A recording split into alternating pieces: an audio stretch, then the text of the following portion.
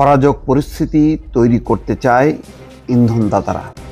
দর্শক, সেনাবাহিনীর পক্ষ থেকে এখন দেশের বিদ্যমান পরিস্থিতি তুলে ধরা হচ্ছে এবং সেখানে তারা বুঝতে পারছে যে এই পরিস্থিতি গত কিছুদিন ঘটে গেল, তার পেছনে ইন্ধনদাতাদের মদদ আছে। তারা বলছে যে এক এক গোষ্ঠী, এক এক ব্যক্তির নানা রকমের ইন্ধন আছে তাদের স্বার্থ উদ্ধারের জন্য। তার মানে হলো পরিষ্কার যে এই ঘটনাগুলো যেগুলি ঘটেছে পর্যন্ত তার পেছনে মদদ আছে, উস্কানি আছে। এটা আকস্মিকভাবে কোনো ক্ষোভ বিক্ষোভের বহিঃপ্রকাশ না, বা স্বতঃস্ফূর্তভাবে কোনো ঘটনা ঘটেনি। বাংলাদেশ সেনাবাহিনীর পক্ষ থেকে বলা হচ্ছে, ইন্ধনদাতারা দেশে অরাজক পরিস্থিতি তৈরি করতে চায়। হয়তো এক একজনের মতলব এক এক রকম, তাদের ব্যক্তিগত ও সামষ্টিক স্বার্থ থাকতে পারে। সাধারণ মানুষের দায়িত্ব হলো ইন্ধনে প্রভাবিত না হওয়া। বৃহস্পতিবার বিকেলে বনানী সেনা অফিসার্স মেসে এক প্রেস ব্রিফিংয়ে সেনা সদরের military operations director colonel Intekhab Haider Khan এসব কথা বলছেন।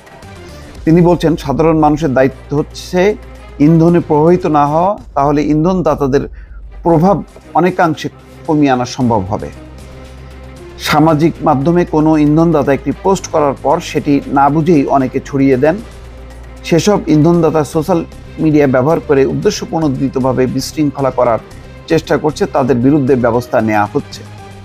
তার মানে হচ্ছে সোশ্যাল ইনফ্লুয়েন্সার যারা সামাজিক যোগাযোগ মাধ্যম ব্যবহার করছে তাদের প্রতি সরকারের নজর এসছে এবং তাদেরকে নজর দেওয়া হচ্ছে। ব্রিফিংয়ে চট্টগ্রাম আদালত এলাকায় গত মঙ্গলবারের বিশৃঙ্খলা নিয়ে প্রশ্ন করা হয়। একজন সাংবাদিক প্রশ্ন করেন, সম্মিলিত সনাতনী জাগরণ জোটের মুখপাত্র চিন্ময় কৃষ্ণ দাস ব্রহ্মচারীকে গ্রেপ্তারের পর থেকে তার অনুসারীরা বিক্ষোভ করছে। চট্টগ্রামে আইনশৃঙ্খলা বাহিনী ও সেনাবাহিনীর সদস্যরা উপস্থিত ছিলেন, তবে এরপরও কেন হত্যাকাণ্ড এড়ানো যায়নি? এর উত্তরে থেকে বলেন, মৃত্যুর ঘটনা অবশ্যই অত্যন্ত বেদনাদায়ক। আমাদের সার্বিক প্রচেষ্টা থাকবে যে কোনো ধরনের মৃত্যু প্রতিরোধ করা। আইন শৃঙ্খলা বাহিনী উপস্থিত না থাকলে সেখানে আরও বড় ঘটনা ঘটতে পারত। সময় মতো পদক্ষেপ নেওয়ার কারণেই অনেকটা নিয়ন্ত্রণ করা গেছে। আপনারা জানেন সেখানে বিক্ষোভকারীরা সংখ্যায় কত ছিল, মানে হিউজ পরিমাণ বিক্ষোভকারী ছিল। তারপরেও সেনাবাহিনীর পক্ষ থেকে বলা হচ্ছে, যদি তারা সময় মতো হস্তক্ষেপ না করতো তাহলে একজন আইনজীবী মারা গেছে, কিন্তু তারা যদি নিয়ন্ত্রণটা খুব দ্রুত না করতো তাহলে পরিস্থিতি আরও খারাপ হতো এবং এই হতাহতের সংখ্যা আরও বাড়ত। আরেক প্রশ্নের জবাবে তিনি বলছেন, বর্তমান পরিস্থিতিতে 3 ধরনের গোষ্ঠী রয়েছে। তাদের একটি হলো চিহ্নিত অপরাধী গোষ্ঠী, যাদের কাজই হচ্ছে অপরাধ করা। আরেকটা হচ্ছে ইন্ধনদাতা, তারা উদ্দেশ্যপ্রণোদিতভাবে কাজ করছে। আরেকটা বড় গ্রুপ দেশের সাধারণ মানুষ, যেখানে যেমন সাধারণ ছাত্ররা, গার্মেন্টস সেক্টরের শ্রমিকরা। আইন শৃঙ্খলা বাহিনীর মূল ভূমিকা চিহ্নিত অপরাধী ও ইন্ধনদাতাদের বিরুদ্ধে, যারা মূলত ইন্ধন দিচ্ছে এবং অপরাধ করছে উদ্দেশ্যপ্রণোদিতভাবে, তাদেরকে তারা চিহ্নিত করতে পারছে। ছাত্ররা যখন কারো ইন্ধনে পরিস্থিতি না বুঝে পথভ্রষ্ট হয়, তখন তাদের বিরুদ্ধে শক্তি প্রয়োগের ক্ষেত্রে আমাদের একটু চিন্তা করতে হয়। ছাত্ররাই কিন্তু আন্দোলন করে দেশের এমন একটা পরিবর্তন এনেছে, আশা করি দেশটা ভালো অবস্থায় যাবে। এটা খুবই গুরুত্বপূর্ণ কথা বলেছেন। দেখেন, এখানে বলা হচ্ছে কি, গত জুলাই থেকে বৃহস্পতিবার পর্যন্ত আইন শৃঙ্খলা রক্ষার দায়িত্ব পালনকালে সেনাবাহিনীর একজন কর্মকর্তা নিহত হয়েছে এবং 122 জন সদস্য আহত হওয়ার তথ্য ব্রিফিংয়ে জানান তিনি।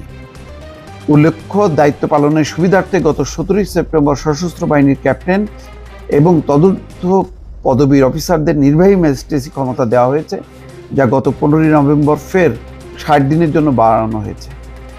তার মানে দর্শক, বুঝতে পারছেন যে সেনাবাহিনী এখন ইনভলভ হওয়াতে যেটা হচ্ছে যে তারা কিন্তু খুব বুঝে বুঝে তারা অপারেশন চালাচ্ছে। তারা বলছে যে হঠাৎ করে কিছু শ্রমিক এবং ছাত্ররা তাদের দাবি দেওয়া নিয়ে তারা নামছে, এটা তাদের হচ্ছে দাবি দেওয়া ভিত্তিক। আর কিছু ঘটনা ঘটছে তারা পরিকল্পিতভাবে।